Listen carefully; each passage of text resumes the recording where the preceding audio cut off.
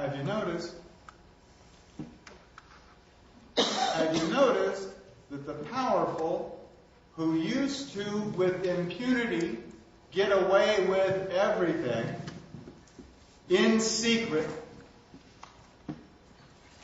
now they can't even tie their own shoe. They can't walk a straight line. They don't make an utterance without the truth about that being exposed. Isn't that pretty much the root of your upset? Is that all this abuse of power is coming to light? Isn't that generally the threat that you all have to wake up to in the morning? Now you know. It's part of the process. Now you know. And you can use that knowledge. First for yourself, and then for more. There's nothing wrong with what is going on. Nothing. It is precisely, exactly what we want to have happen. We want all of these power elite to be exposed to the concept of ethics. And who has all that power? Is it Bush? Is it Caesar? It's us. We have.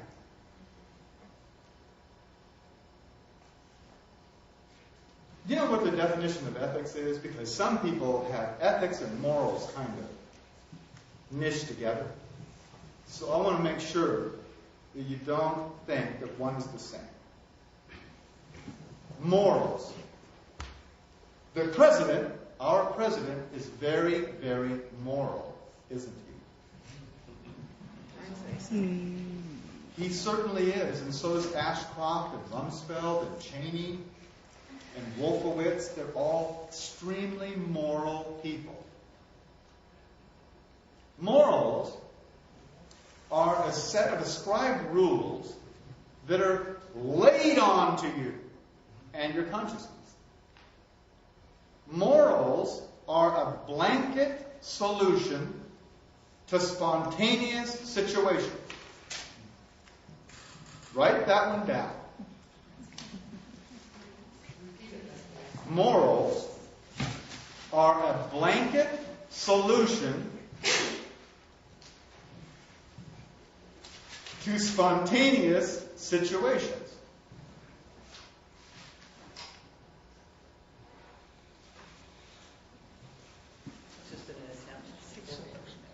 Certainly is. Certainly is. First of all, you. Yeah, exactly. What she said was, it's just an attempt to control things. And of course that's true. But it's starting with you. Ethics. Ethics shine from within yourself out into the world. Ethics is spontaneous solutions to spontaneous situations.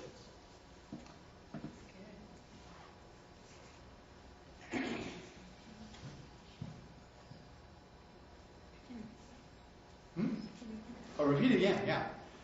Ethics are spontaneous solutions to spontaneous situations.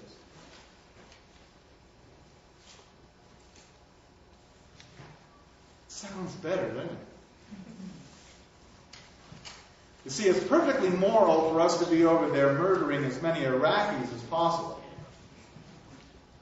Because, first of all, they're godless.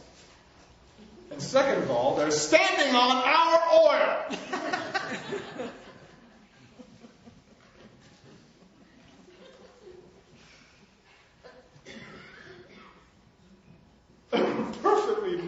morally motivated to be over there. Unfortunately, a whole lot of Americans agree. Because they themselves are moral. Morals all have to do with reason and your ascription to a certain set of rules, a certain set of reasons for things.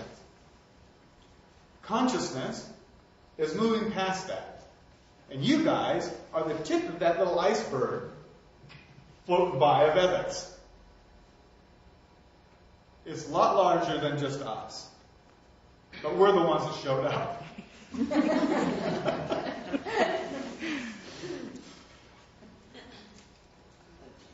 Okay. Let's hold for a second.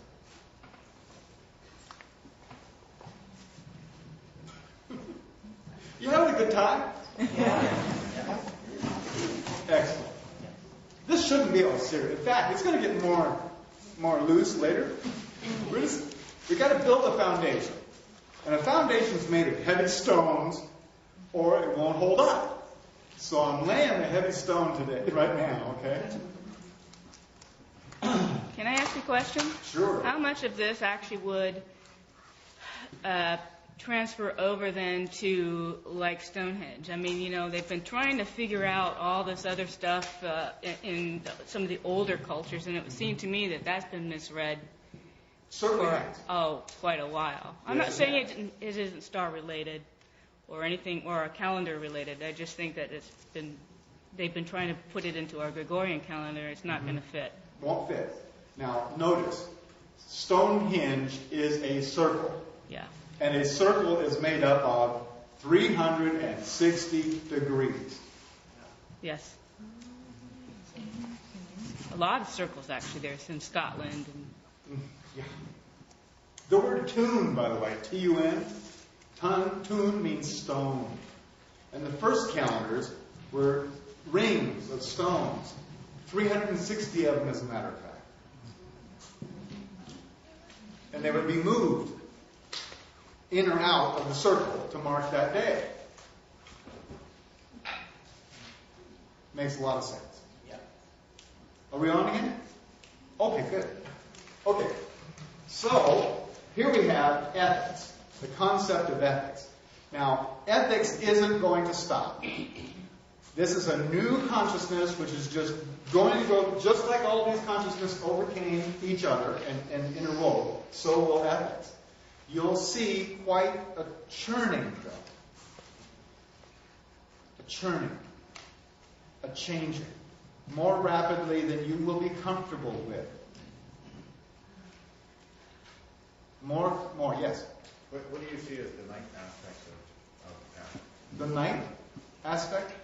I hope you're going to be here this afternoon. Because that's what we're going to be going into. Yeah. Universal consciousness. We're almost on our break. Universal consciousness also has a product. Yes? Could I ask if 2004 then will be day 5 of the... No. It'll be 2007. Right now we're in the third day. 2004 is the third night.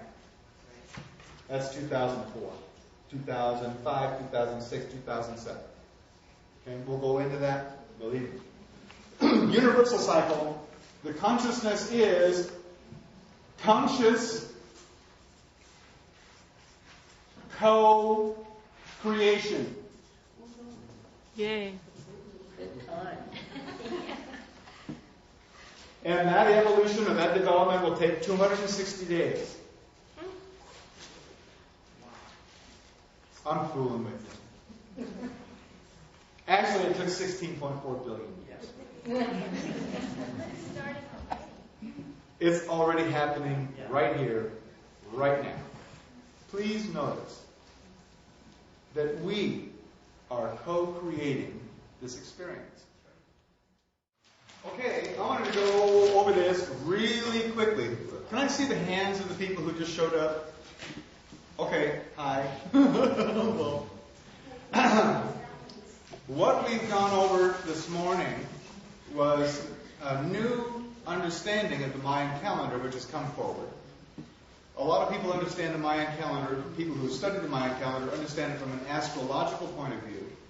But there is much, much more to this calendar than the personal influences. And what we were talking about is consciousness and calendars and how they are associated.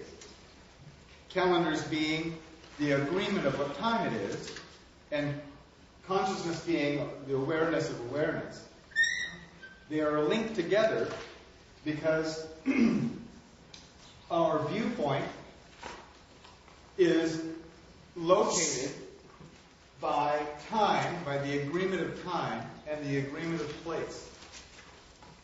So where you find your consciousness is this orientation of time and place. So calendars are very intimately tied to consciousness, that agreed upon time.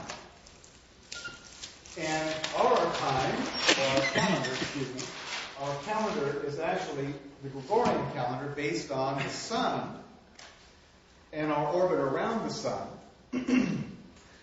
This means that our civilization's consciousness is focused on physical evidence of things moving through space, of the sun moving, or the earth moving around the sun every 365 days. The Mayan calendar, of course, is not associated with this movement. The Mayan sacred calendar has nothing to do with any physical alignment of any planets or stars or galaxies in the universe. It has nothing to do with those other than the universe is a holographic conscious projection. And you know that in a hologram, any small piece of the hologram contains the whole of the hologram. So what we see of those alignments and what we extrapolate from astrological alignments actually comes from creation itself. The whole flow and the whole pattern of creation is what the Maya were actually timing with their two calendars. This 260-day calendar that some of you have the calendar, you just bought one, as a matter of fact, Debbie, have the calendar that explains or that shows the 13 intentions and the 20 aspects of creation in the pattern that they repeat. On a grand scale, that pattern is repeated over and over in a larger cycle called the tune. It's a 360-day cycle. And it is these measurements of 360 days added and added and added and added together that present the overall pattern of the evolution of consciousness. Starting 16.4 billion years ago, consciousness began action-reaction. That is, all the chemical bonding, all of the heat, friction, gravitation, all the physical laws have been established from the beginning of the Big Bang forward. That's where consciousness was at its most basest level, conscious of action, reaction, and setting up those rules. From there, we move to another cycle of consciousness. 820 million years ago, this one started. And this is a consciousness of stimulus response of life. This individual cell showed up way down here at the very end of this action-reaction cycle. There were actions, reactions, recombinations of molecular makeup, all the way to where there was the living cell. Those living cells conglomerated together into organisms. They organized for better survival potential. And that went all the way through developing the idea of stimulus response as a way to enhance survival and consciousness. Here, 41 million years ago, we started the next cycle called the familiar cycle because the monkeys that showed up 40 million years ago carried forward this consciousness of individual or stimulus-individual response. In other words, not stimulus response, but stimulus, oops, I did forget it. Stimulus-individual response. There we go. No. Yeah? Here, let's move it some more. Ooh, that feels good. There we are. Thought you checked right away. The monkeys showed up 40 million years ago and developed the idea of the individual consciousness rather than part of a group consciousness.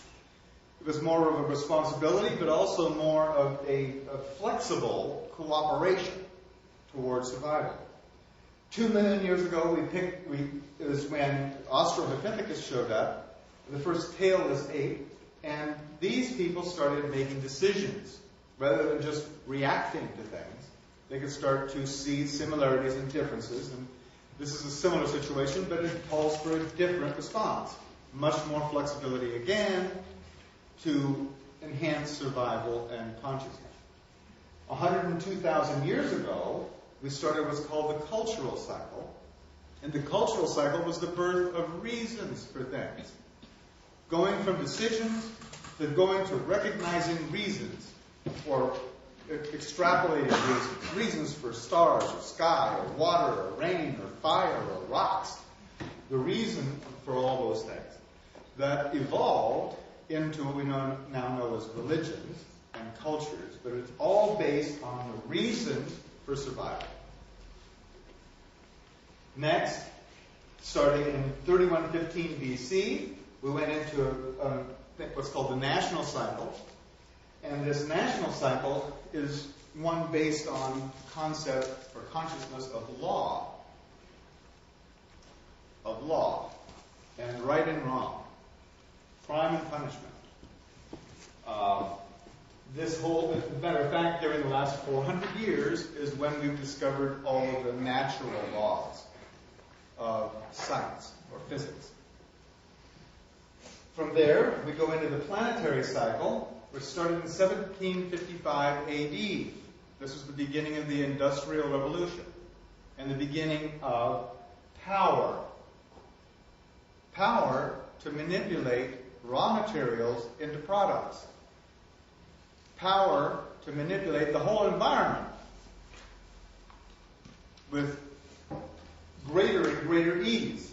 Irrigation, Grand Coulee Dam, all that kind of thing. Really, that power, including electrical power, steam power, now atomic power, all of that has come forward during this last 256 years.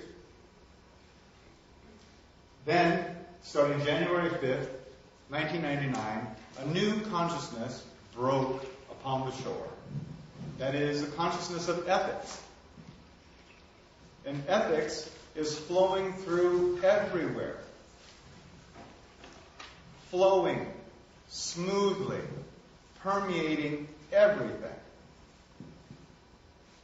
Like all the emanations from the universe, from the sun and from other parts of the galaxy that permeate right through us. All the X-rays, gamma rays, all those physical particles, ethics is moving through with even less impediment in everyone and everything. The only place it shows up is where there is resistance put up by power. When power puts up resistance, it is smacked right down. And that's what we're seeing everywhere worldwide, is the continuation of this evolution of consciousness through various stages. And we're going to be going much more into depth about this transition this afternoon. That's what we're going to go into. In the future, starting February 10th of 2011, a new consciousness will come upon us, and that is the consciousness of co-creation. Down here, we was created. Up here, conscious co-creation. That's been the journey. And within us, because we want to make this clear to all the new people and reiterate it for you guys. This whole pattern of 1 through 13 of 7 days and 6 nights to each level, these 13 parts of the cellular cycle, the bottom one, is the foundation that we're all still standing on. You're sitting on a chair, which is made of the particles that were invented during this period of time. You're using gravity to keep yourself there, which is all part of this development. This last 1.26 billion years, we're still living in that. It's still going on. It's 63.4 million years, the end of the mammalian cycle, we're still in it. Here we are, mammals. Then this 3.2 million years, we're in that. We're still living in that period of time. This 160,000 years of the last section of this whole 2 million years, we're still here. We have tribes, don't we? Now it's called school. Yale is a tribe. Harvard is a tribe. Boeing is a tribe. Those are tribal groups. Then we have culture that started 102,000 years ago, this cycle, and it brought us art, and it was based on reason. We're still living in this last 8,000 years of that cycle. We're in every one of these. If you can think of nesting bowls, a salad bowl this big, and then another smaller salad bowl, another one, and now a little dinky thimble cup. That's what this is like. Okay? The importance is that the same amount of change that happened over this 16.4 billion years, the same amount of consciousness evolution occurred at the very next level, but 20 times faster. The same amount of change that happened between when 2 cells got together to where there was elephants and giraffes and us, the same amount of change that occurred there in 820 million years happened in the planetary cycle in just less than 300 years. The current cycle we're in is going to last 12.8 years. The same amount of change that happened down here in 16.4 billion years is going to happen in 12.8 years.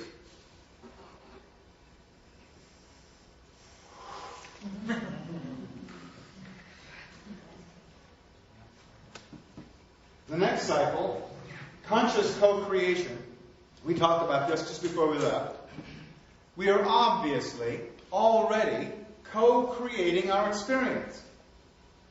Obviously. We're just not doing it as consciously as we would wish. A lot of it seems to be unconscious of something. Well, we're going to get that fixed. And it's only going to take 260 days to do it. I know that you guys already recognize that there's some sort of an acceleration happening here. You felt it before you got in this room. You felt it over the last 20 years. You've seen a general acceleration of everything. Mainly, what you've seen is the acceleration of change of consciousness. I want to bring up something, a personal demonstration of this. Everybody in this room was born during this planetary cycle, when consciousness changed every 20 years. And you guys were all born to a couple of very nice people, your parents, who up until the age of 13 or so were way cool. And then once you got to 13, 15 years old or so, you started noticing something. And no matter how politely or not you address this noticing, the fact was that you were far more able to handle situations, handle information, come up with alternatives than your parents ever could.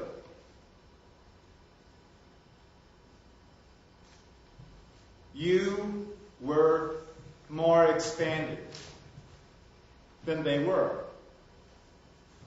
This was called the generation gap. Remember that? Does anybody remember how long? They did research on this, of course. How long was the generation gap? 20 years. There you have it, your own personal demonstration of the amount of change that was happening every 20 years.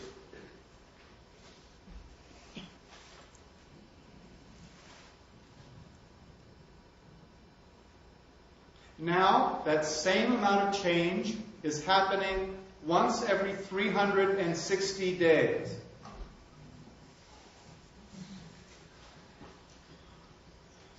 To all of us. The next cycle, that same amount of change will happen in 20 days. Now, this is good news and not such good news. I'm going to give you both, so. The good news is, the more that happens in a short amount of time, the more is possible to occur. The more change there is within an amount of time, the more possible outcomes there are. This is a good thing. This is why we have what are called miracles, technological advances that anywhere back in here would be not understood. Let's take somebody from, let's say the 16th century. Okay? Now, let's take that 16th century guy and put him at your job in an office with electric lights and telephones and computers and music in the background. Would this guy have any concept? Let's go out and put him in your car and go for a drive on the freeway at 75 miles an hour with Led Zeppelin playing loud on the stereo. From a guy who believes that 55 miles an hour your body will fly apart. This is very dangerous and completely outside of his understanding, and it would be magic and miracles everywhere. That's the good part is, more is possible. We do have a little problem. Remember, right about here, that's 2 million years ago, we dropped the tail, because these guys were tailless apes. We got down out of the trees, put down the tail, and picked up the mind as a tool. It is a tool, my friends, like a hammer. It's a tool. A carpenter does not believe himself to be his hammer. There are a lot of people who believe themselves to be their mind, though, aren't there? Hell, there's a lot of people who believe themselves to be their body. There's a whole lot of people who believe themselves to be their car.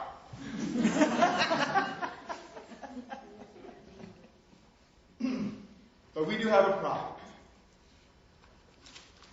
That problem is the mind.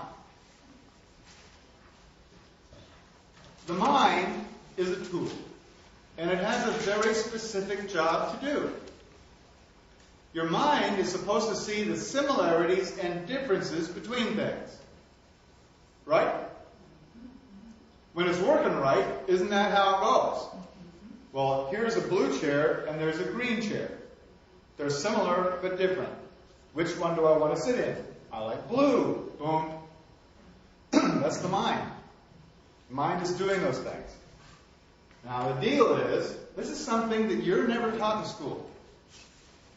There's not one psychological psych professor anywhere who will talk about this. This is not a hidden piece of information. It's just not disseminated. Your mind works with mental pictures.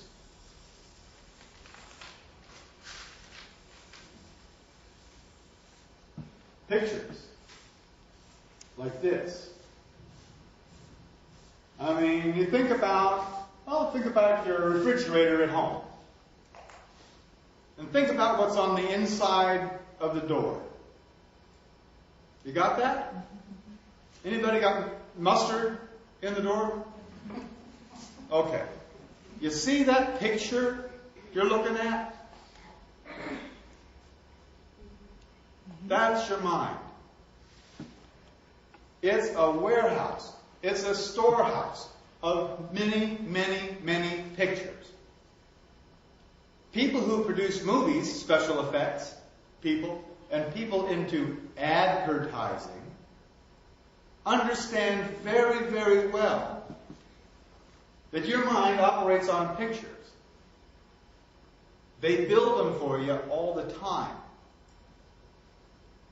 They also understand that your mind takes these pictures at 24 frames per second.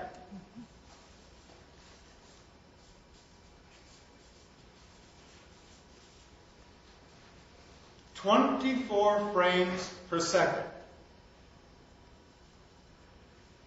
You know how they do stop-action movies, the little models?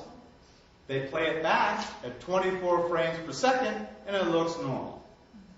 18 frames per second, and kind of go, like that. Because you can see the difference between the frames.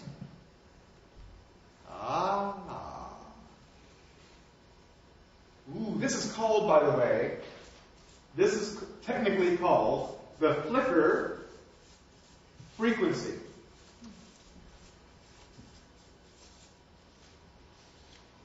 We're told that there are lots of things in common between humans. Well, there's lots of things in common with everything that is walking or squiggling or wiggling with the mind. All of them, every single one of them, are operating at that frequency. 24 frames per second is the frequency that we are receiving creation upon. Channel 24. Otherwise, you wouldn't be aware of this.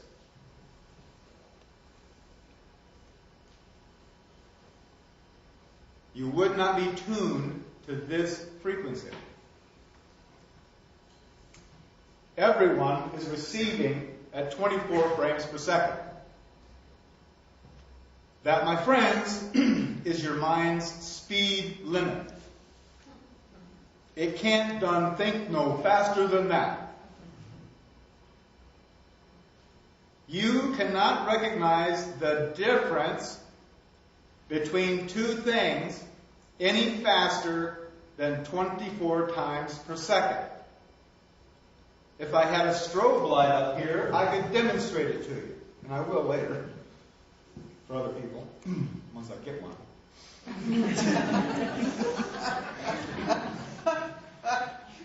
I'll be the strobe for a second, okay? For a few seconds. If we have the strobe going boing, boing, boing, that's probably 1.5 flashes per second or something, you can see the similarities and the differences. That's your job, the job of the mind, is to see the similarities and differences. Now let's take it up to 15 per second. You can still see it looks weird, it's not steady. Okay, let's take it up to 25. Boom. It's a steady light. Uh-oh. Your mind just got put out of a job. Your mind cannot tell the differences between one flash and another. Your mind cannot any longer do its job.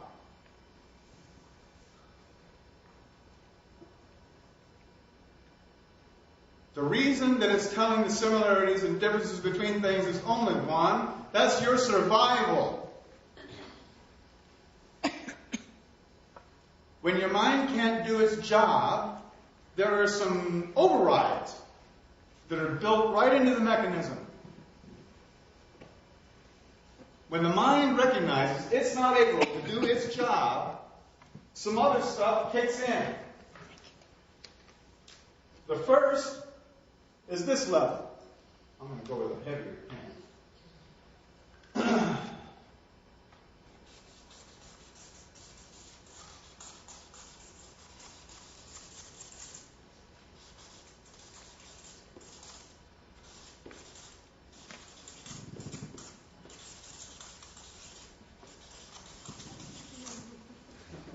Stress! Stress! Stress is your walk away from it response. Stress is a built-in mechanism to have you leave a dangerous environment. A dangerous environment is one that is unpredictable. You don't know what's going to happen. You don't know what's going to happen because there are too many unknowns. Too many similarities without any difference.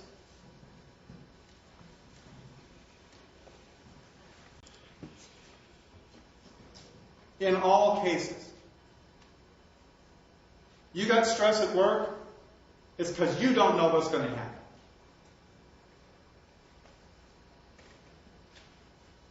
You know what might happen, but you don't know enough about what's going to happen. You got stress in your relationship, same thing. In every case, stress is caused by uncertainty. Uncertainty is because the mind has been, at least temporarily, overwhelmed. And it can't adequately do its job to predict a future, to come up with a sound solution. Every time you guys make a telephone call, you are tapped into a system that makes 2 billion decisions per second. Your mind is doing 33. Or 24, excuse me. Consciousness doesn't have a speed limit, does it? Consciousness is instantaneous. There is no speed limit to it. The mind, though, has a problem. And everybody with one has a problem. That is, that this acceleration isn't going to stop. And there are going to be more and more rapid and more drastic changes all of the time. While the mind is stuck at 24 frames per second.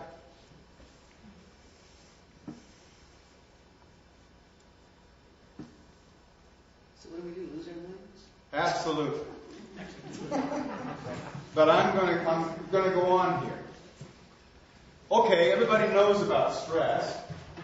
In fact, the AMA, who are the blood brothers of the pharmaceutical industry, freely admit that 80% of anything that can go wrong with your body starts with stress. They freely admit that. Headaches, hunger, abnormal everything. Psoriasis, overweight, underweight, all of it starts with this. Okay, we know they got drugs for that.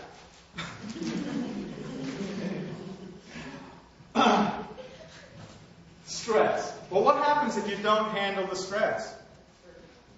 There's another level that the mind goes to if you don't handle the stress. And that level is fight or flight.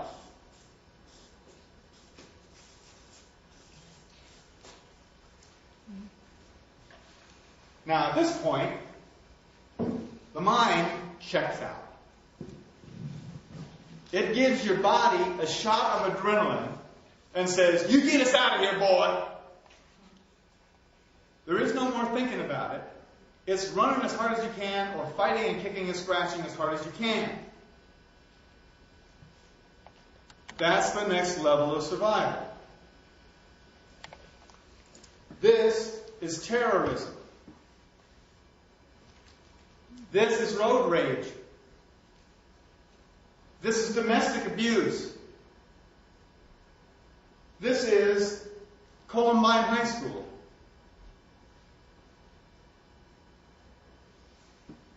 And it's on the rise. Everywhere. This is Israel. This is Palestine. This is Iraq. This is Bush, baby. Fight or flight. We know it's there. We know it exists. We know it's uncivilized. So what do? When you're in a situation where there's a lot of stress, you cannot run away. Who would pay the mortgage? Who would pay the insurance? You can't go fighting your boss, because who would bring you cookies in jail? So what do?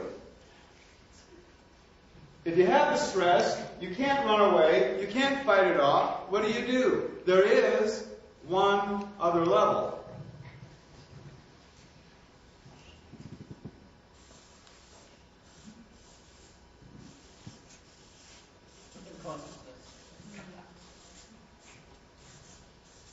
Unconsciousness.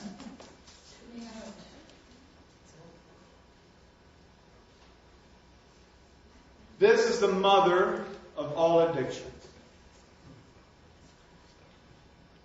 And I'm not talking about just drugs, alcohol. No. Workaholics, shopaholics, people who habitually watch television. What are they all endeavoring to do? No matter what the addiction is, it's all a choice of your preferred method to stay unconscious.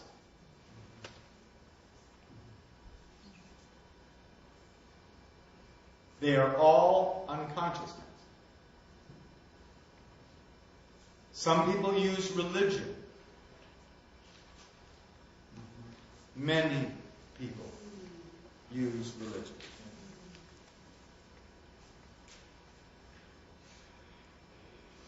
Or fashion.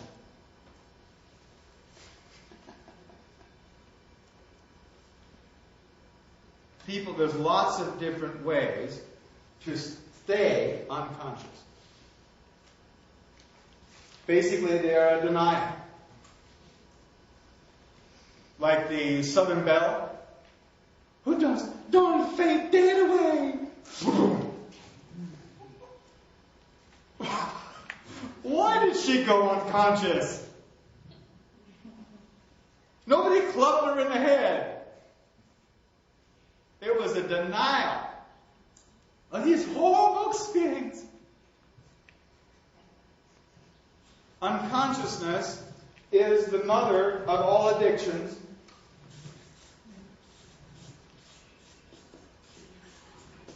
And the mother or father of all suicides. Be they fast or slow. Suicide being just a rather more permanent denial.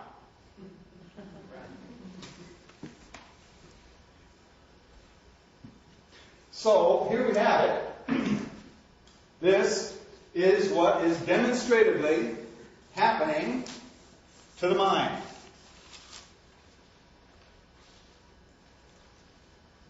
And indeed, every single person is going completely out of their minds.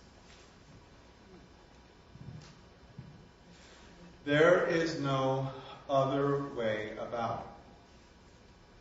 Either you're going to go out the bottom of this thing, and I think I don't have to. I mean, you've got your own examples of this with people who cannot be here because they aren't physical anymore, because there was too much of this.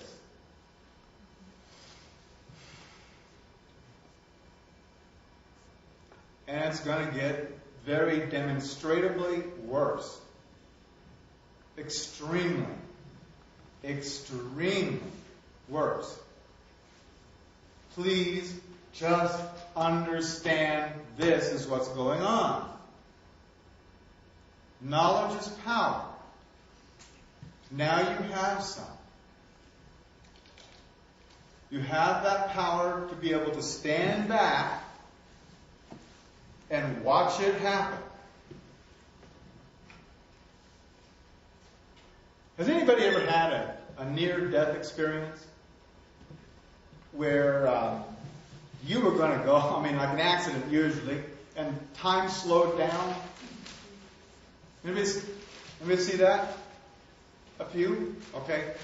Has anybody ever seen a stop motion go like frame by frame? Wasn't that a wonderful experience? Mine went even farther. It went backwards? No, I actually, when you were talking about the consciousness being a separate thing, I didn't see God or anything like that, but I went into a state of awareness where I knew I was part of everything and part of nothing. It was a really phenomenal experience. Wonderful. Yeah. Well, I was outside the morgue on a table waiting to go into the morgue. I was, declared dead. Yeah. And it transformed me. Nobody believed I was the same person when I woke up. I'm not. You're not. Yeah.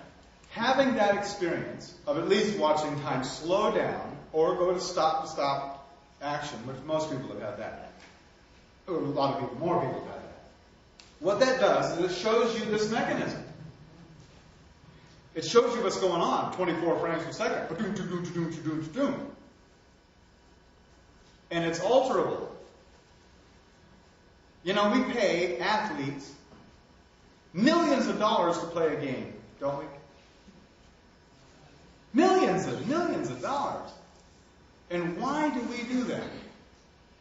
Are we just stupid? No. We pay them for the same reason that you pay for anything else. Because you admire it.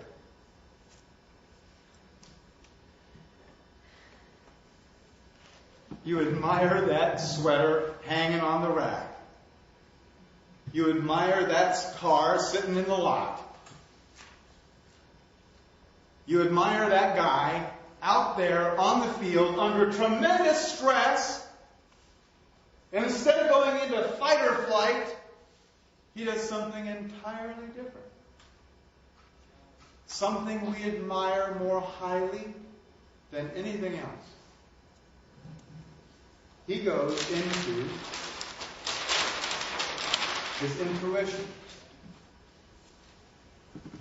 In sports, it's called the zone. I'm never going to drink that water.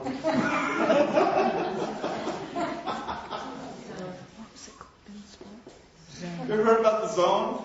Yeah. Okay. In fact, there's in Sports Illustrated, they've had articles about the zone, quarterbacks, who as soon as they say, ha! The ball hits their fingertips and everything goes into slow motion.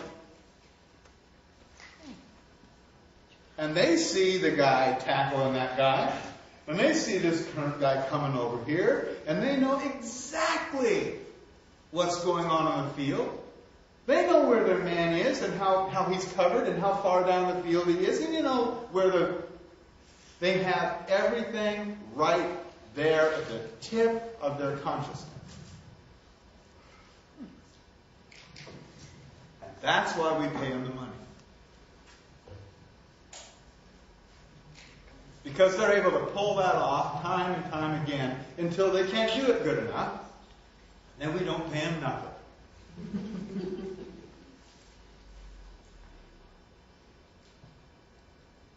So, we have an option.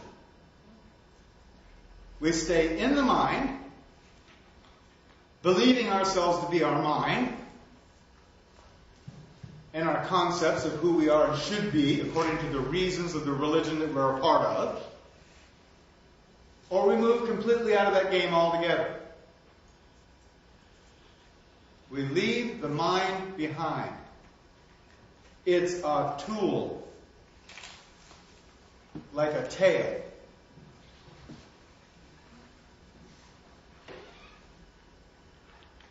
We leave it behind. There are those who will, by their own choice, by their own inclusion within their viewpoint and considerations, that they can do that. And there will be a whole lot of people, you know who they are, who will not be able to do that.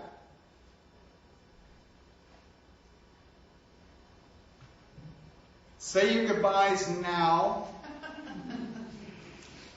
while they can still understand you.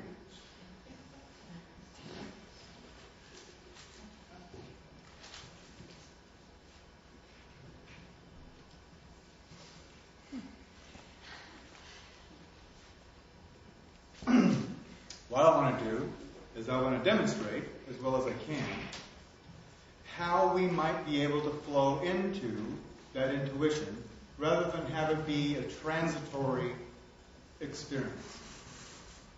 We've all experienced intuition, right?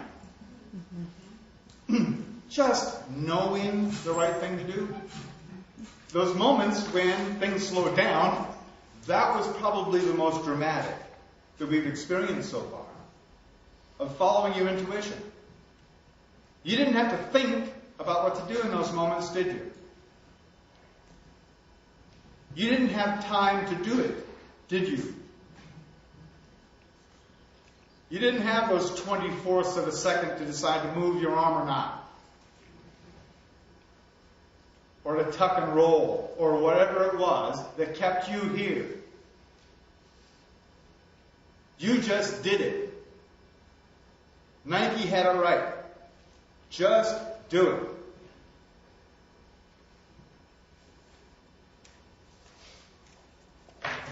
Remember, we had this orientation of consciousness. I'm going to draw it in red here. I'm drawing me too.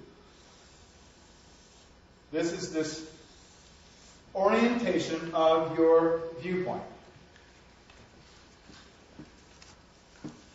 And it's got like there's your consciousness, oriented around that point. And then there's this.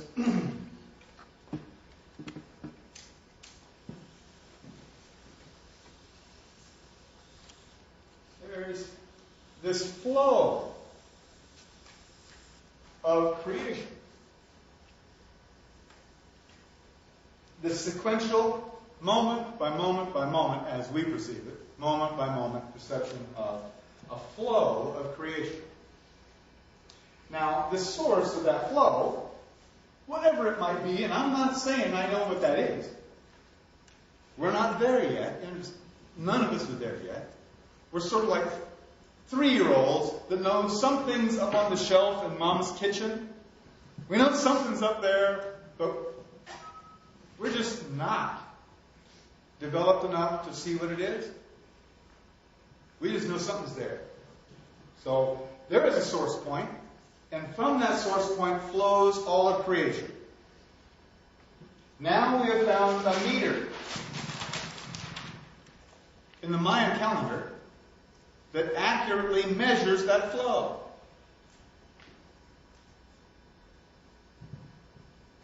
This is a tool.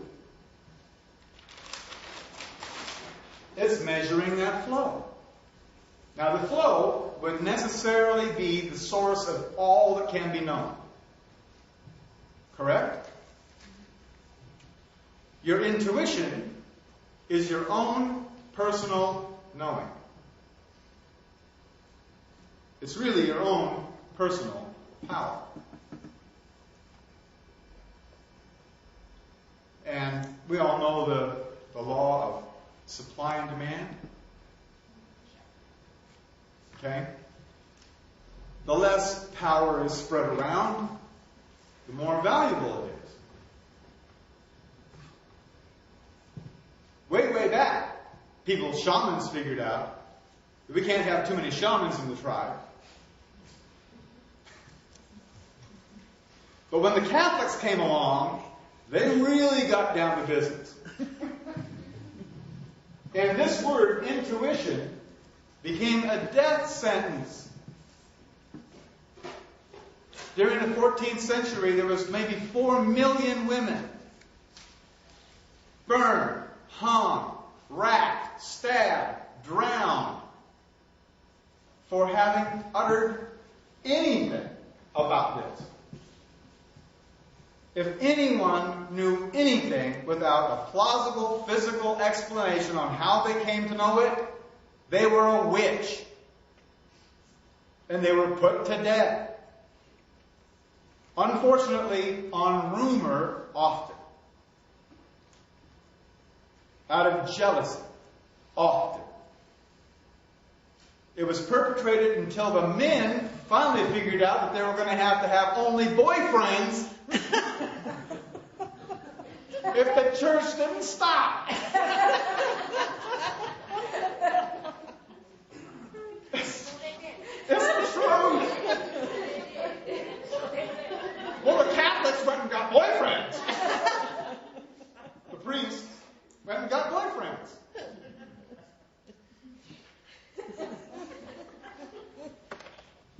But the women were becoming so decimated, and mostly the good-looking ones, by the way, moved out of the forest and into the factories.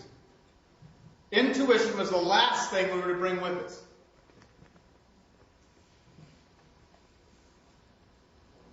That's why there's less men in here than women.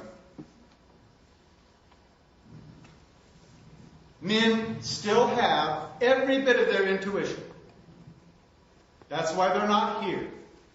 Because they intuited that this was going to be all about intuition. And so they are driven away by a force field.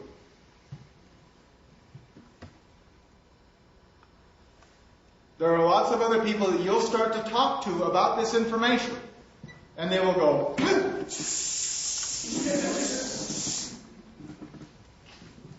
that is their own intuition kicking in.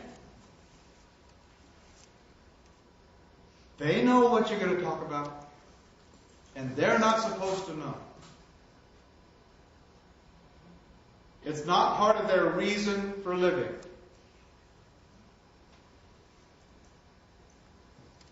That's why there are no women in the corporate boardrooms, right? That's right. Although, I'm going to let you know, that the people at the very, very tippy top are using their intuition or somebody else's all the time. The people who have been most successful in investments have been people who have followed their intuition. But that's prohibited for any of the underlings. Intuition. So how do you engage your intuition? Yeah. Before you go there, would you say something about this force field that prevents people? Yeah. Did you mean a literal force field? Or? Yeah. Could you say a little bit more about that? Okay, well, a person, first of all, the mind is a self-preservation instrument. The mind will, right now, your mind is racing with reasons that it needs to be kept a hold of. Well, how about I remember all my phone numbers? Well, I wouldn't even know how to get to work. I wouldn't remember anybody's name. How could I make up excuses if I didn't have a mind? Isn't it? This thing wants to survive more than it wants you to survive. Honest. But it is a tool, more like a pet, more like a pet monkey, more like a pet Tyrannosaurus Rex that has bitten into your neck. The thing is firmly attached. But it's way outclassed by consciousness. And it knows it. So it doesn't want to get anywhere near this. That's actually been my problem over the last 2 years. Because I'm right up against that. And so will you be when you leave here. That's why it's good that there's more numbers. You can talk to one another at least. Most of the people you're going to run into are going, hey, hey.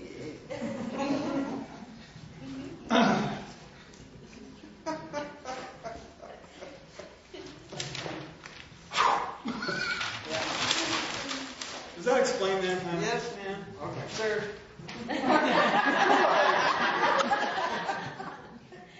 I was just thinking, welcome to my world. Yeah. So, how do you actively, on purpose, engage your intuition to where it stays and you can use it every day, all the time? So far we've had little flashes, right? Little flashes of intuition that you either followed or didn't. I mean, later you realize. But, people have intuition all the time, or they'd be all dead. Everyone. I mean, just think about the numbers of times, but just one specific thing. You're in traffic. Everybody's going 60, 70 miles an hour, different lanes of traffic. Vancouver, not here. And you just have the feeling that, wow, I just ought to change lanes. No good reason. Just more open over there. And then immediately after you did that, somebody up ahead puts on their brakes and everybody's going, ah! And you drive by. Woo! That was kind of close. What was that? That was your intuition. Own it. Or more and more likely, because you're here, what you've been experiencing is the phone will ring and you go, oh, Tom. Oh. Hello? Oh, I knew it was you, Tom. Right? More and more and more is happening that way. This is that evolution of consciousness. We're evolving more and more abilities with this consciousness. And what is happening is slowly this is coming into focus. It's going to happen for all the survivors anyway. This is naturally going to occur. But the more people we can expose to this information, the more people will be able to participate in the putting together. Okay? Whether we talked about this or not, it's going to happen. It's just how many people understand it's happening, that's how many people will survive.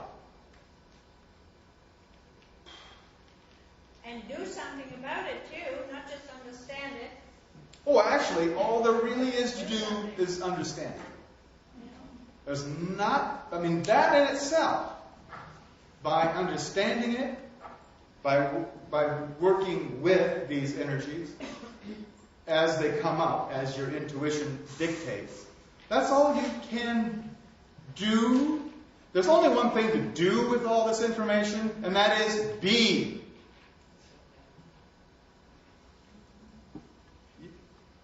Be. Move past the doing and the thinking and just be. I know that's not possible right now for any of you or me. This is not something we expect this afternoon. You never know. We don't Happen have. to some of us. Well, I'm talking just be. Because a lot of us, while we're being, are still doing something. Like thinking, or planning, or considering, or twiddling. Doing something. And there really, really is nothing to do with this information other than understand it so that you can be with the process. Does that make sense? Yes. And if it doesn't, I don't care. Because that's your mind is trying to make sense of it, and that thing is out the window anyway. So, the flow of creation is the source of all knowing, including your own intuition. The Mayan calendar, day by day by day, is describing the flow of intuition. There is one major, you can write this one down, one major rule in the universe. This is the supreme rule in the entire universe. What you pay attention to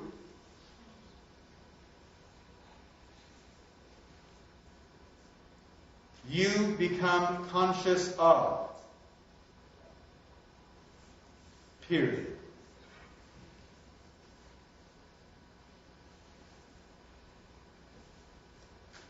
It doesn't matter if you're a 5-year-old paying attention to how many ants are on a stick, or if you are some super-dimensional being who's paying attention to 3 or 4 dimensions all at once. It doesn't matter. What you pay attention to is what you are conscious of. Period. How much toothpaste you're putting on the brush in the morning is you're paying attention to that.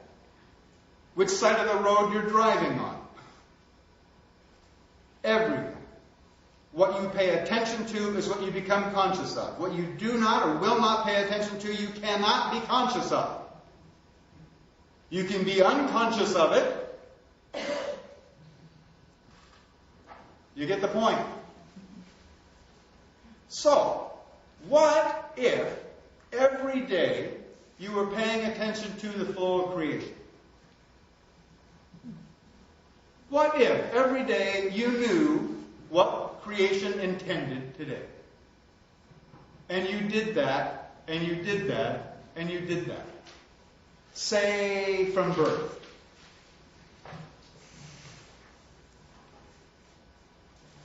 As a cultural practice. The Maya did. And as little as you know about the Maya, possibly, there is a general perception amongst everyone that I've talked to that the Maya had something special going on. That they had some special relationship with nature. Has anybody run into that here? How many people have kind of had that feeling? Maybe that's why you showed up. Because you thought the Maya had something special. And that something special was their intuition. They were living by it every day, all of the time. It works like this.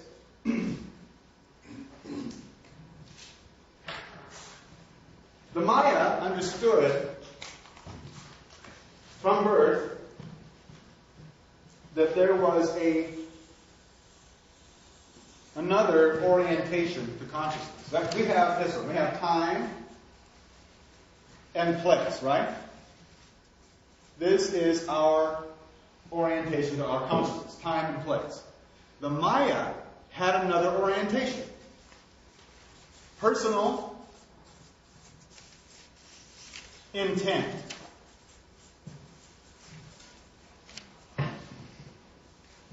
Remember the 1 through 13? The personal intent, the personal choice of why you came. The Maya knew that.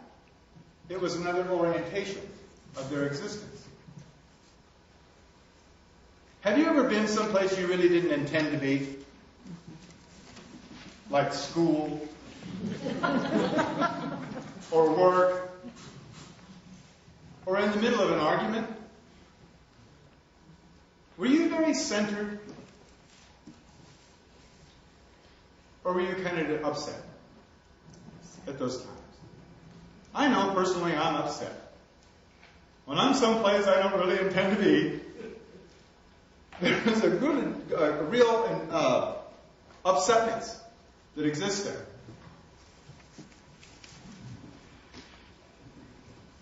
And you're not very centered. You want to write something else down? I got another one for you. These are important. And I'll go slow on this. It's a formula. Peace of mind. Write that down first. Peace of mind. Peace of mind comes only when you are centered.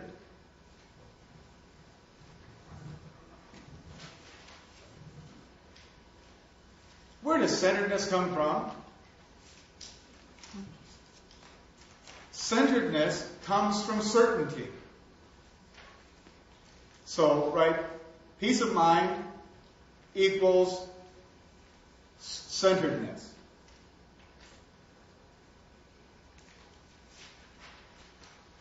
Centeredness equals certainty.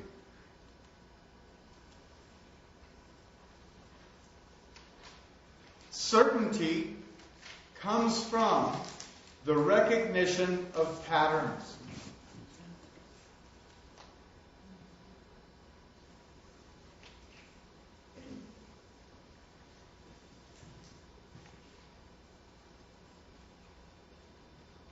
I'm going to run through this again real quick. Peace of mind. Everybody wants peace of mind. Peace of mind is when you can have your intuition. In fact, the definition of peace of mind would be intuition. Living by it. Peace of mind equals centeredness. Centeredness equals certainty. Certainty equals recognition of patterns. Look back at anything you learned. One is driving. Who had peace of mind the first time they sat behind the wheel? Oh, I thought so. Why not? Well, you weren't very centered. You weren't certain because you didn't know the patterns. Brake, gas, clutch. Woo! Ignition. You know? Shift lever. Brakes. You didn't know the patterns.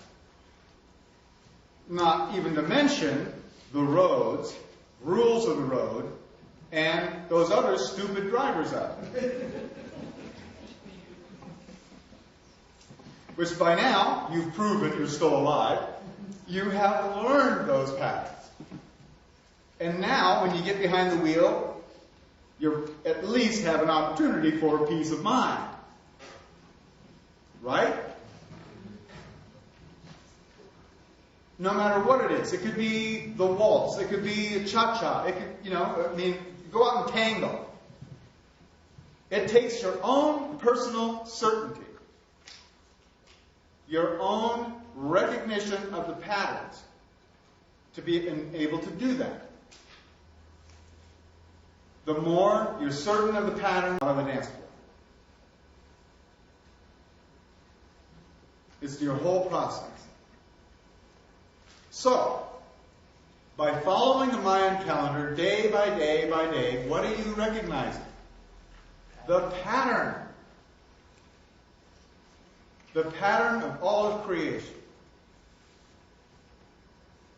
And what that automatically does, without thinking about it at all, without even having to consider, well, today is 3, and that means I should communicate, and let's see, that's the transformation, I'm going to transform today. No.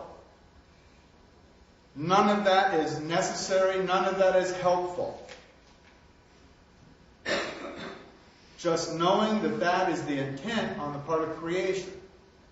And then going on with your day, whatever happens. That's what's important. Over a period of time, as you become more and more oriented to this, your consciousness becomes more oriented, more and more it just flows naturally. That the intent of the day plays out in your life. It's not a mystery. It is the same formula we were just saying.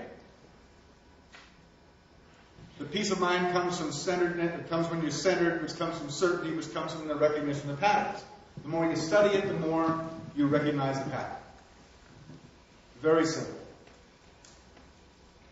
Like I said, the Maya had this other orientation of personal intent, and that was according to the 260-day calendar.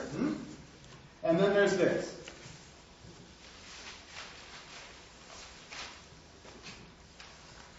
This is the divine plan.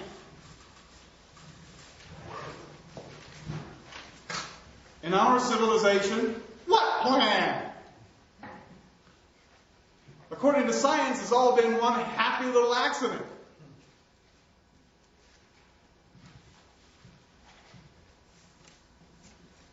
$16 billion years of coincidence.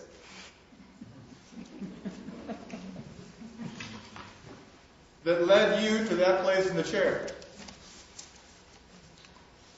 In the Maya civilization, they knew about the divine plan. And everyone, their purpose, their life purpose,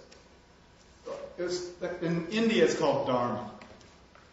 Serving your purpose, finding your purpose.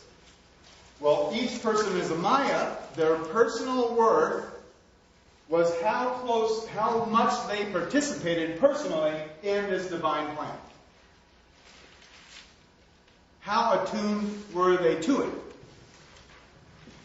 The kings and priests were established to be the most attuned to it. But all the people were ascribing to that. This symbol is a Mayan symbol.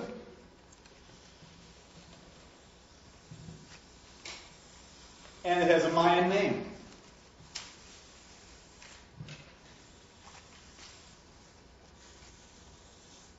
That is called the 8th division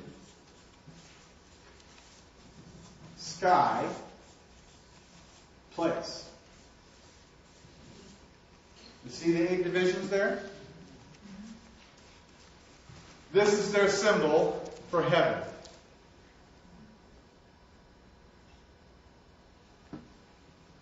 You've been there.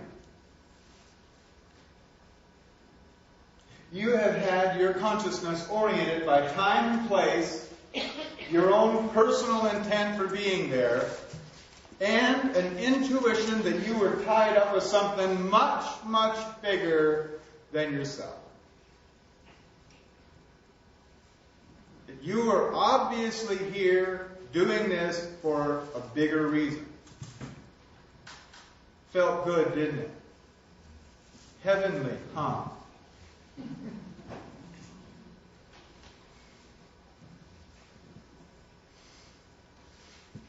That's what the Mayan calendar is about.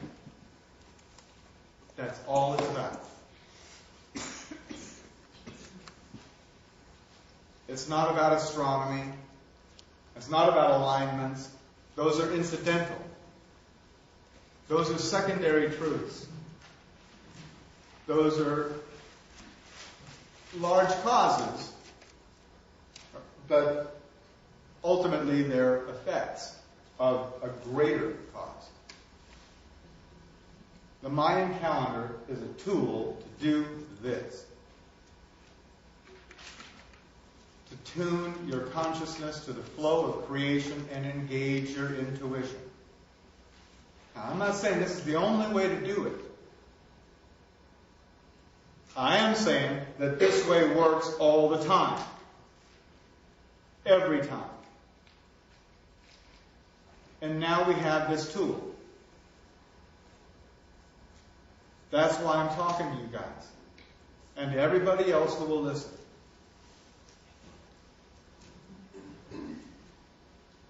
And I'd do it for free. Except I couldn't eat.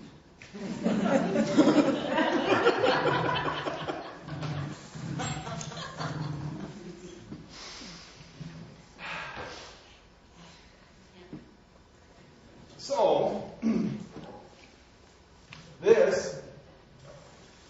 these moments by moments by moments by moments by moments by moments by moments by moments are going to get closer and closer and closer together as we go forward here. And as that happens, this is all going to become more and more possible. Everything is possible in the first place, right? Because we live in an infinite universe. As more and more of infinity happens in every moment, as time is compressed into smaller and smaller areas of event, it's sort of like, okay, let's say we had 3 marbles. Oh, let's do this. Let's flip the page. I got a demonstration for you. I already wrote it, so I'll do this one. This is a demonstration of what we're actually going through. And then we're going to go into some deeper detail of the immediate future. But overall, in general, this is what's going on. Here is a moment. And this moment is from the past. Now, in the past, there was only so much going on at any given time.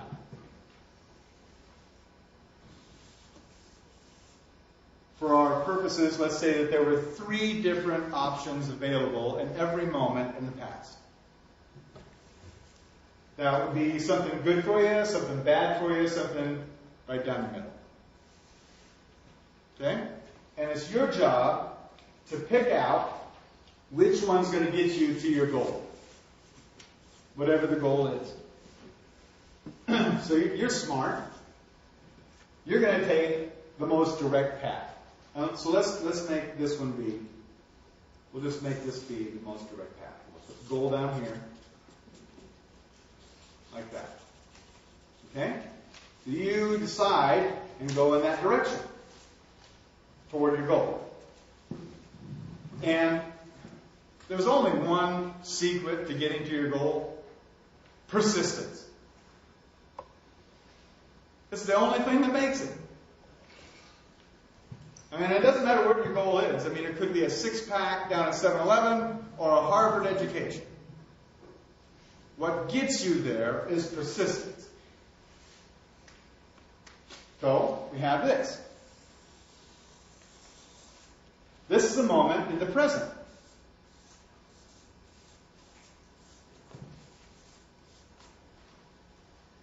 In the present, fairly obviously, There's more happening. More options.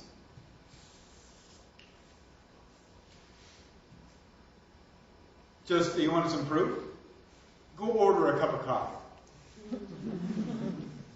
Like Starbucks or one of your little coffee houses. Back here, there was black, cream, and sugar.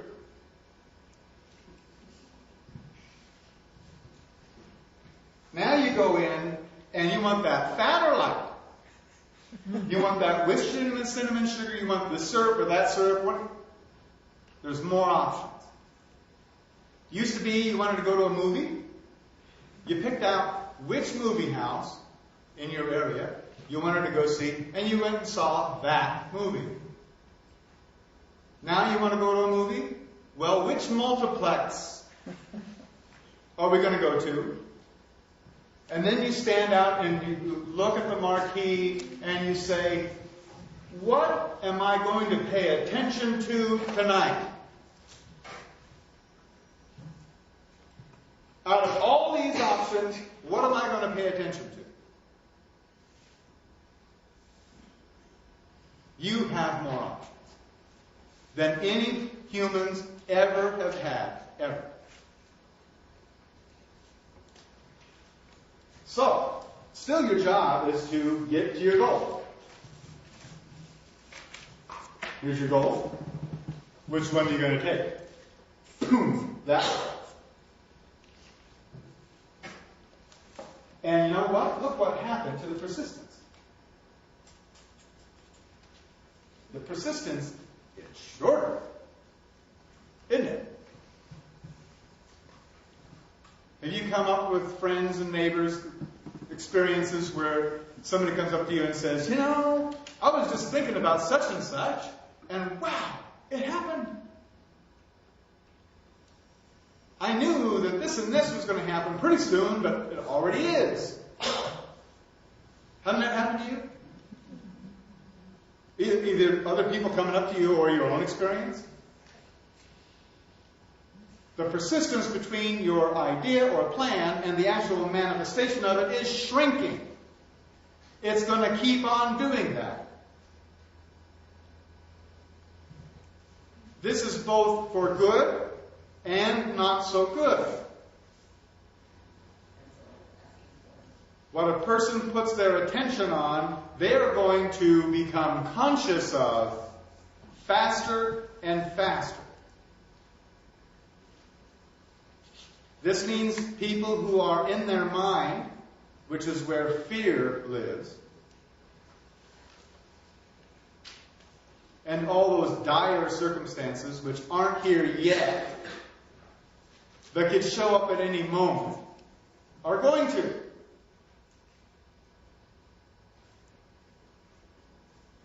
And people who live in their intuition, knowing what benefit they're going to receive, that's going to show up faster and faster. It already is faster, isn't it? Here we are in a moment of the future.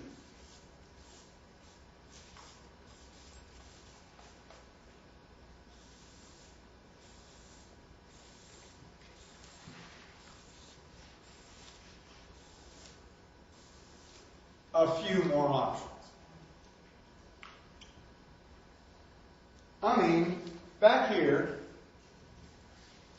you want to go to Tahiti, build a boat. Here, you want to go to Tahiti in the present, go up to your computer and tap a few keys. You got a ticket. In the future, you want to go to Tahiti? Here, step in this little booth and punch those coordinates. And then walk back out of the booth onto the sand.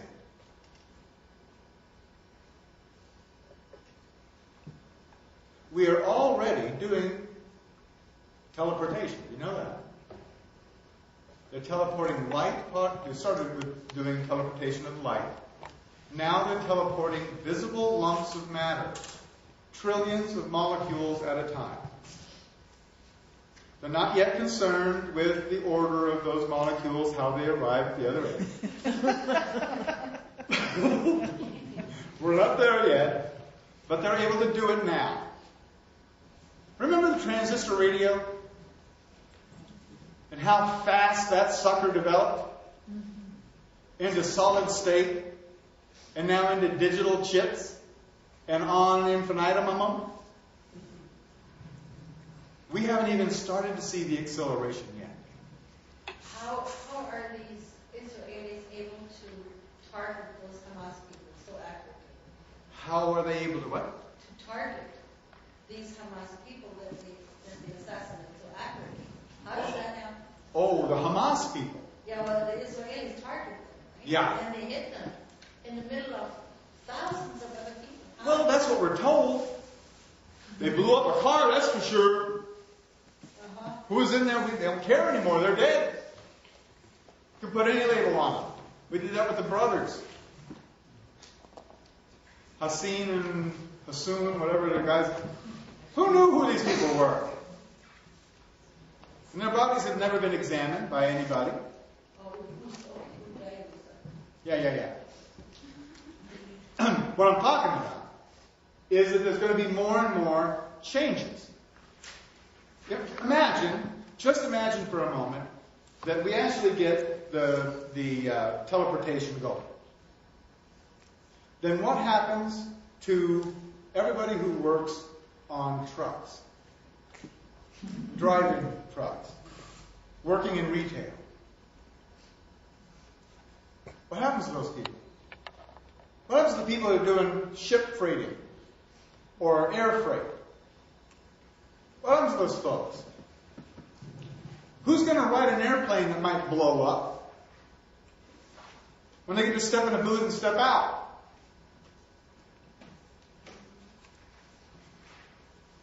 I'll tell you who. Those people who are afraid.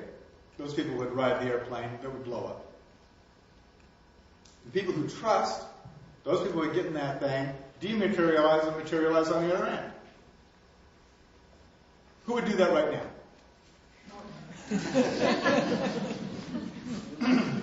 Not everybody. And if you went out into the shopping mall and asked that,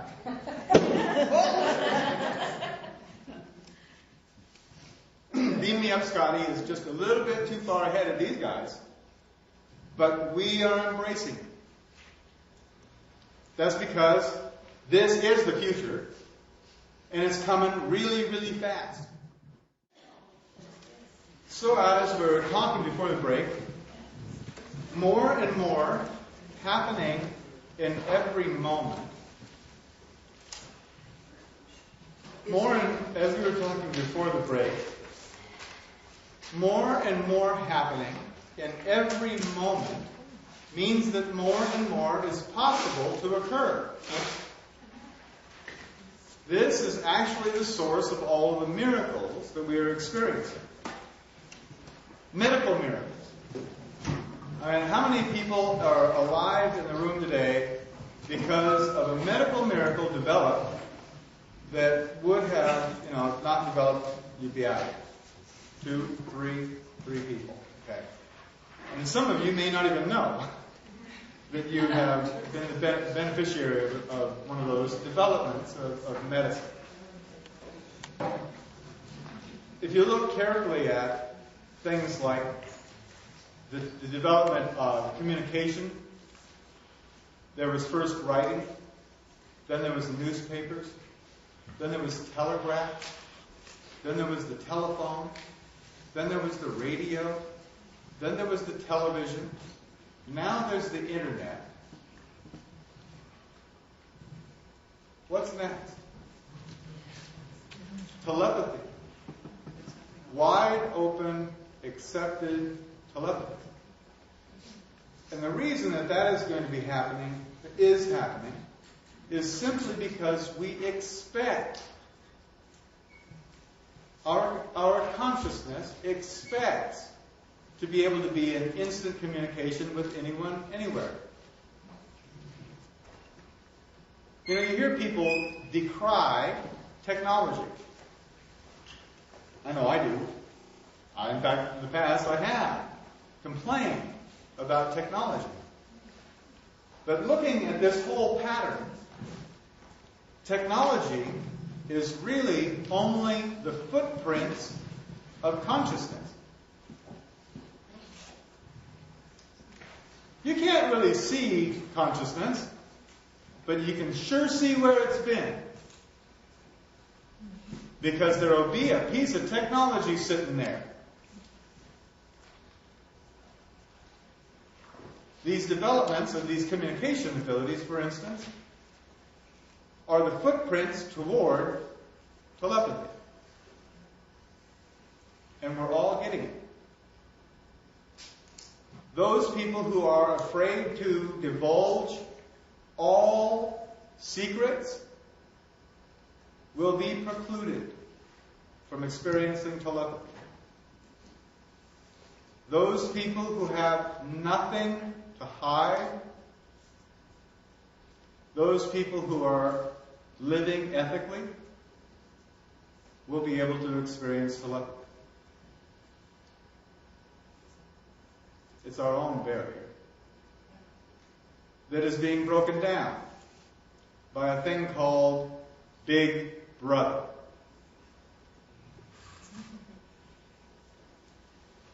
Big Brother is eliminating the secrets. Big Brother knows nearly everything there is to know about each of you. It is a piece of technology, or a conglomeration of technology, forcing us toward a different way of living. Now, there's a fear associated with Big Brother. That's because right now we have a power consciousness. And who knows what they're going to do with that information to empower themselves over you. That's the fear. The fact is that an ethical consciousness would not use any of that information to harm you in any way. And that's what we're moving toward. So in the future, the possibility of telepathy is wide open. These are the kinds of developments that will be happening that will radically change our world. Radically. Hundreds of millions of people put out of work by the advancement of technology, by the advancement of consciousness. It's already happened to millions, but it's going to happen to hundreds of millions of people. This could be a little upsetting as we go forward. But there is no stopping it. There's only understanding it and being with it. Hello. You said that hundreds of millions of people will be put out of work because of the advancements of technology and consciousness. Mm-hmm. But those are two different things, aren't they? No. No. Because technology is only the footprints of consciousness. Because of the consciousness we develop the technology. Right. Yes. Because of their consciousness, we've developed technology. And then use that technology to become more conscious. It is a two-way street. Now, let's talk about what's going to happen at the end of the Mayan calendar. And then we will kind of backtrack a little bit and go into what's happening right now in our immediate future. Okay? What happens? What happens on the Mayan calendar, October 28th, 2011, is absolutely everything, all at the same time.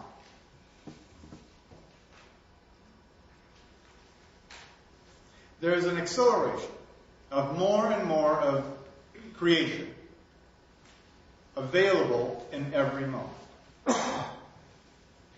You got that? More and more of everything available in every moment. We've already looked at the past and saw all of it up to this point. It's all still available. And more is becoming available in every single moment. What happens, finally, is the acceleration gets so great that absolutely everything which is infinitely possible all happens at exactly the same time. Which is the truth in the first place. Consciousness or creation exists in total, all past, all future, all exist right now. That's the fact. We are these little kids down here trying to figure out what's on the top shelf about that situation. But the fact is, everything all exists all at the same time. And that is going to be more and more revealed as we go forward.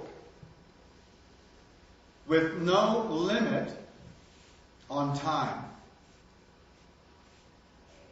Well, by the way, I didn't bring this up earlier, but we're also doing time travel. I don't know if you guys have heard anything about it. But they have found a way to slow and even stop light. And as you slow light, it gathers more mass. And as it gathers more mass, it actually alters the time of elements. So we have now altered the spin of electrons by slowing light. And we have time-traveled electrons. Not objects yet, not animals yet, but electrons. We've already done it. It's just a matter of very little time before we start to be able to alter time with technology. That's on the way to this. Time and space will no longer exist as barriers of any kind. You could be anywhere, anytime, all everywhere, all the time, by the time we get here. To try to explain what that would be like is pretty well impossible. We just don't have the words or the consciousness yet to grasp that. If you watched What Dreams May Come, that movie, What Dreams May Come, what the person paid attention to showed up, didn't it? Who was in that movie? Robin Williams, yeah. What the person paid attention to was their manifest reality. That's the closest analogy we can come to what this is all about. But with no limit. The only limit would be your imagination. But by that time, your imagination is going to be as infinite as creation. That's where this is all headed. That's where it has always been headed. These layers are building and building. And what they're building is heaven. Everywhere. Yeah. But none of this would be available without the ethics. That's right. Absolutely important. Vital. Extremely. Without what? Ethics. What he just said is none of this would be possible without ethics. Absolutely correct. We're going through a sieve here. Wheat from the chaff. Sheep from the goats. exactly as prophesied, exactly on time. We're going to go through the eye of the needle, folks. And you don't get through that eye encumbered. I bet you've noticed things falling off, haven't you? First, all kinds of considerations about who you are, who you should be. Those things have fairly well dissipated, or you wouldn't be in this room.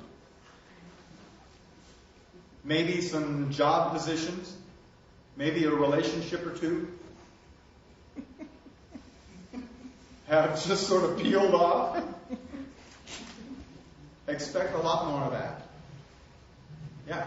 You know, one thing that occurred to me a while back too is that at any time I attempt to control anything, it turns around and controls me. That's right.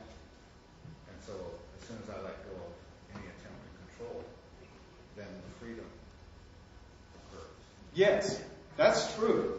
You see, that if you look at, I mean, what's power all about? Control.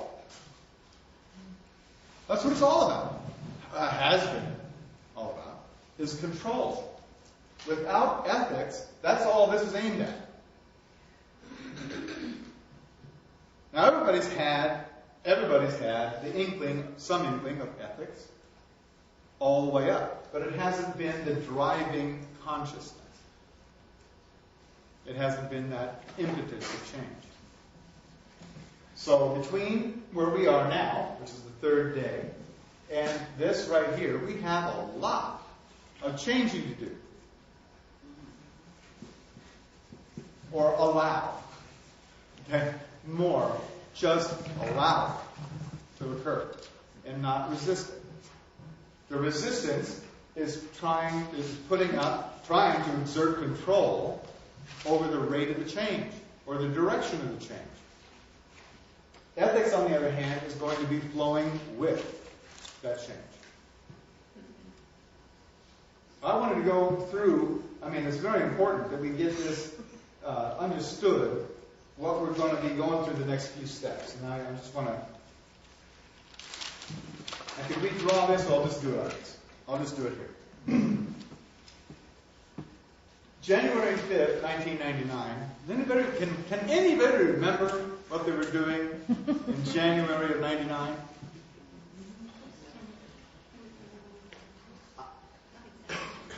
I can't. I can't. Let's go on. Oh, well, that was the when it was going to change over the millennium. No, it wasn't. 99, January 5th, 99 was the beginning of that. And it was right around March or so that I personally heard about Y2K. And that future loomed bigger and bigger and bigger. See, during the first day, this is the beginning. It'd be like holding a seed in your hand. It's not planted yet. It's just potential. Here's an idea of what will be. That's what this is about. That's the intention of one. And that's where this was. And that idea was that you had better become self-dependent. That whole message, you be self-dependent. Because what was shown to us is that our systems were not dependable. Up until that point, no one had a glimmer. Oh, we knew we were polluting the planet. We knew that eventually we'd destroy it all with our systems. But nobody was looking at the fact that the systems themselves could break down. Not until that consciousness was injected into us. And then this line right here, that blue line, the beginning of that first night, was December 30th, 1999.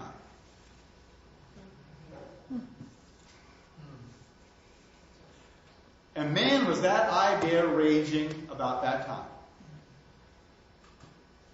Of course, nothing really drastic happened other than the changing of consciousness, which is all this is about anyway. The events are secondary. Consciousness first. So, first of all, we got the idea. Then what you do is you take and you plant the seed in the ground. That's the first night. So the seed goes in the ground and it germinates. Now, we all had a plan, whether it was a detailed plan, whether you had boxes of food or not. We all had some sort of a sketchy plan as to what we'd do if the whole thing went down the chute. Didn't we? Not that you talked about it to your neighbors because they didn't want to hear it. But we all had a contingency. As vague as it might have been, we had that. And during this period of time, all those plans sort of, because nothing happened, they sort of all just got integrated into everything that was going on. Then we come up here to the second day. The second day is when the seed sprouts up out of the ground. And you all know the sprout comes up, oink, oink, 2 leaves, displaying polarity. Left, right, light, dark, male, female, good, bad. They're displaying that. That's what this is all about. You know what happened right during that period of time? The WTO riots.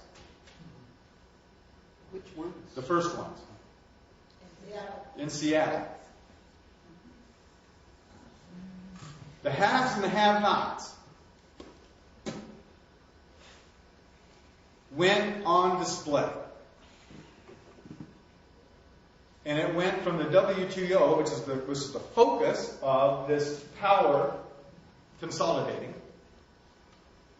It went from that and spread into all these other conflicts and decisions. Have you noticed how difficult it is to come up with a decision like that? On the part of those in power. Do you know that the Olympic judges can't even make a decision? Have you noticed that?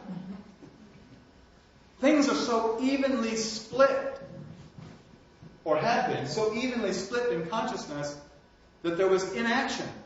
How about the presidential election? That happened right here. That was no decision, was it? It was a criminal ripoff on a worldwide scale. And we've seen more of it since. No wonder, because the third day is all about the display of the truth, coming forward to consciousness. Give you an example. I'll start down here. During the national cycle, in the third day of the national cycle, Moses received the 10 Commandments. Is that law? Was that the truth of that time?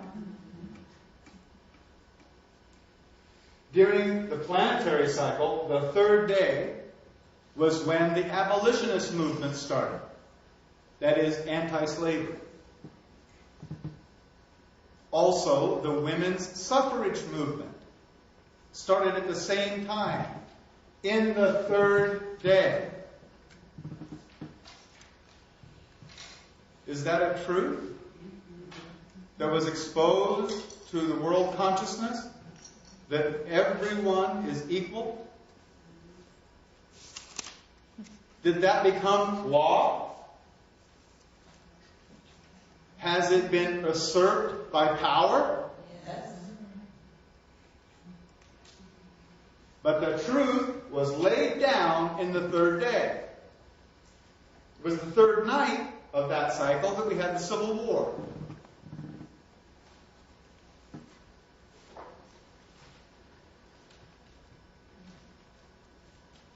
It was that third night here that there was, in Egypt, there were massive revolts. Their whole civilization started to crumble from within during the third night, after the Israelites had left and the plagues and pestilences descended, and civil strife everywhere. This third night starts December 9th, 2003. Since when? December 9th, 2003. We start the third night.